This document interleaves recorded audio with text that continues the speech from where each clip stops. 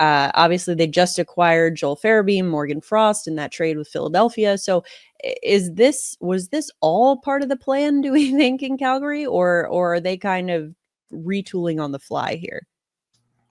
I think Craig Conroy is sort of flying by the seat of his pants here because I think they were pointed in the direction of the rebuild.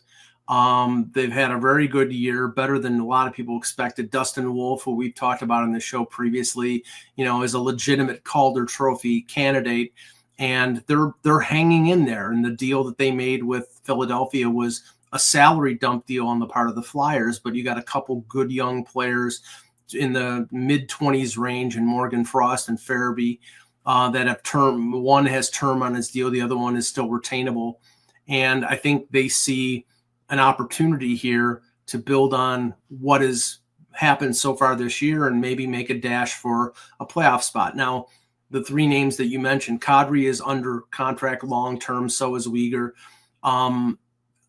If they drop out, if they fall 5, 6, 7 points behind, I don't know if that changes the calculation. I mean, we know the center market and we know the defense market is very brisk right now. And we know that there have been players that have fallen off the board. There's no rush in terms of either one of those players with Kadri and Weegar. The only rush might be that Kadri is 34 years old, and he at a certain point he may get too old, and then you might not be able to get rid of the contract. Anderson with a year left, I know a lot of teams want him, and he's a very good defenseman, and I'm sure Conroy is trying to get him signed long term. If they can't get him signed, they still have that year left. You could see him being dealt in the offseason.